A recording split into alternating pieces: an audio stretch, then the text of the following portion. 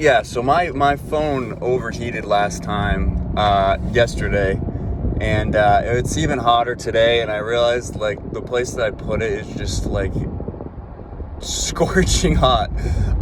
So we're just keeping it handheld. As you can see, I have grass on my neck.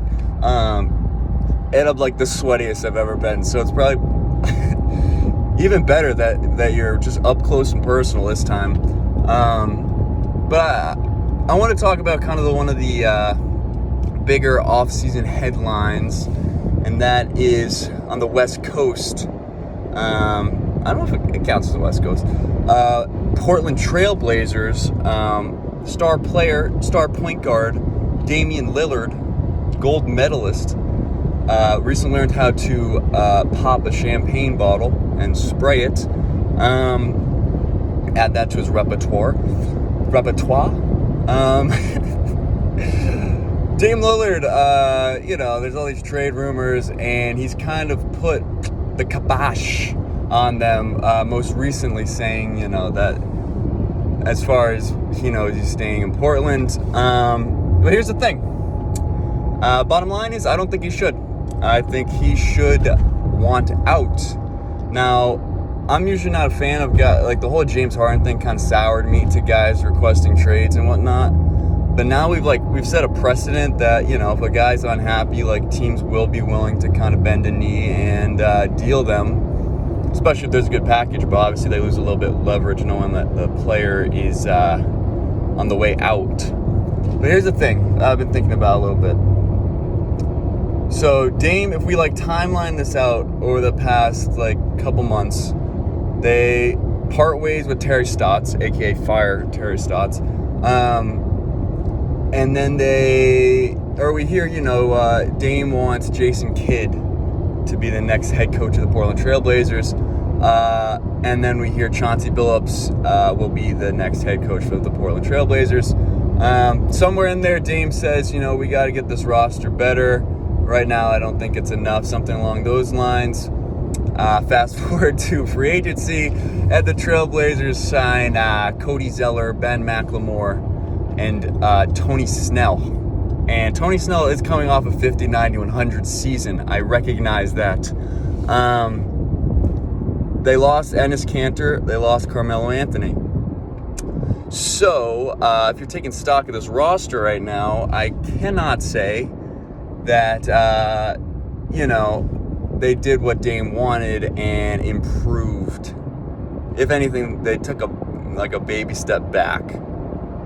And so, when you look at, depending on how, where you rank Dame in terms of, every single player in the league, I think, you could. He's definitely, he's a perennial all-star, so that puts him top 20. He's probably top 10, top 15. And at that point, you're splitting hairs. So if you look at other stars, any team LeBron's on, when you think about his continued success, it's because the instant you sign him, you become a win now team, and you're making every move based on his preferences, based on his input, to be we're trying to win a championship no matter what, we're all in. Every place he's been has done that. You saw it again this offseason trading for Russell Westbrook. Same thing with Giannis. Milwaukee, and I think a lot of the country was nervous for Milwaukee, thinking Giannis might leave, might go to L.A. But what do? They sell out. Arguably, if they don't win a championship this year and never do, that arguably could be an awful trade. But what do? They win a title. They trade for Drew Holiday. They re-sign Giannis to keep him happy.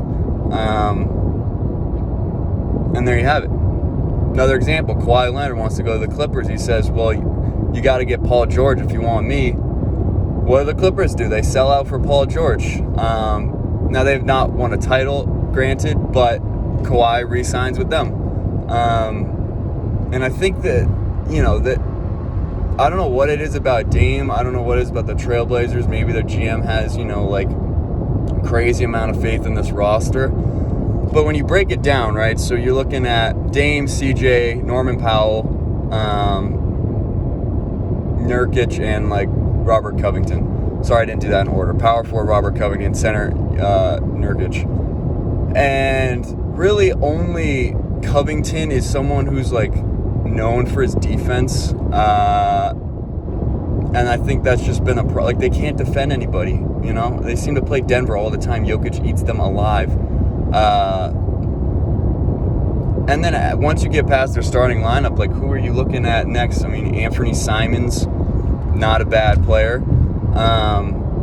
Outside of him, like Nas Little, again, like those guys I mentioned, Tony Snell, Cody Zeller, and it's like, no one's scaring you. Not anyone off that bench is probably going to average more than 7 points a game.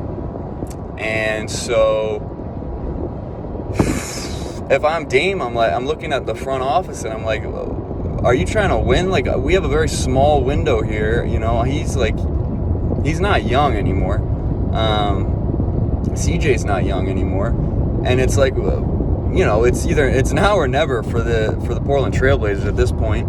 And who knows what Dame's relationship with Chauncey Billups is. I haven't heard anything about that, and whether he can kind of make this roster work. Because again, like, come playoff time, it's all about matchups, and it's all about, you know, a lot of ISO specific possessions where you need to get a stop, you need to shut a guy down, and there's no one on this Trailblazers roster that's going to probably shut anyone down. I don't know. I don't think Covington defensively has been, like, all defensive team.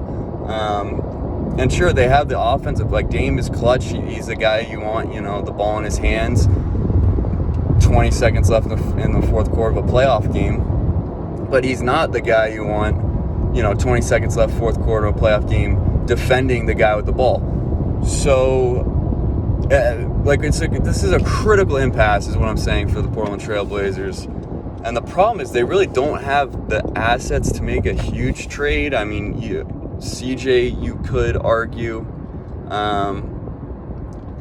They haven't moved him. It seems like there's been a push every once in a while, like, you know, try and find a new home for CJ. And it's they just haven't pulled the trigger. I don't know what the value, like, the market for him is.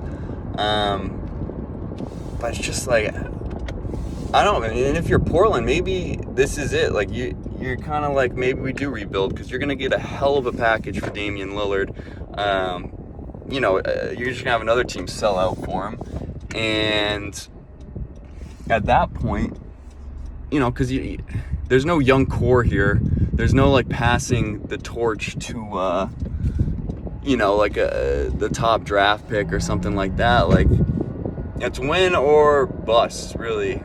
And I don't know. They extended Norman Powell. Norman Powell's older than Gary Trent, who they traded for Norman Powell. So, and, like, numbers-wise, like, pretty much the difference is, like, negligible. Sorry, that's one of those words you really have to, like, enunciate to actually pronounce correctly. So Chauncey Billups has his work cut out for him. Like, mid-season, I know people are already ready for the mid-season Dame trades. And in the West, like, teams are getting better. Like, I don't understand Portland sitting back and maybe they didn't have that much money to play with in free agency. I know Dame and CJ are a big chunk of money.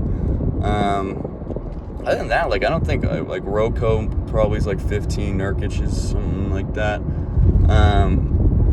Like, I wish they need to catch a big fish. Because then I think they gave up first round picks for Robert Covington, if I'm not mistaken. So, like, draft capital is not there, and like, Portland. If I was a Portland fan, I would be very scared right now. And one way or another, like, big things are happening in Portland. Because I don't know. Last year I had Dame as my as an MVP frontrunner. I thought, you know, this is going to be your Portland puts it all together.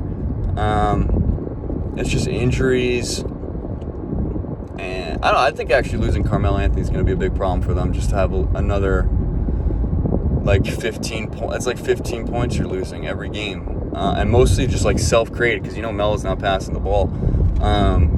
So just 15, like, self-created points. Boom, there you go, gone. And I don't think Ben McLemore, all due respect, is going to fill that void, or Tony Snell. unless Tony Snell maintains 50, 40, 90 and shoots 20 shots a game, then you're looking at a contender, because he would be averaging probably like 30, more or less. Unless he got to the free throw line like 20 times, then he'd be averaging like 40 or 50. So we'll keep an eye out for Tony Snell and see if he can recreate his magic of last season. But I honestly think it'll be more like that. It's one of those famous stat lines where it's like 28 minutes, 0 of like every stat. Oh, this one's about to cross my driveway. Oof, that's always awkward. I don't know if I've stayed in frame this whole time. I frequently talk with my hands, if you haven't noticed. So I could have been all over the place today. I'm also like looking sunburnt. Just a mess. Not unlike the Portland Trailblazers. So there is your final analogy as I park this thing for the Portland Trailblazers and Damian Lillard. But the bottom line is, if I'm Dame right now, I'm thinking I got to get out of here. And I know it's messy with the contract and everything, but I honestly don't think it would be the worst thing for Portland to consider a rebuild after, making the playoffs, winning a couple series, and always coming up short. Like, it's time. It's time, Portland. And teams, Rockets, Pistons, they've turned it around in a year or two. Like, I wouldn't worry too much about a turnaround. But it's time to put the Dame Lillard jersey in the back of your closet for now, and buy a new one for a new team. Because if I'm him, I'm packing up and I'm taking off out of the great Northwest. I said that like that was a well-phrased sentence, but it was not. I just wanted to have another word for Portland. Anyway, you get the point. The title of the video will say the point. This was just 12 minutes of extrapolating upon it. So appreciate you listening. And you take care of yourselves. Take it easy, and I'll see you next time.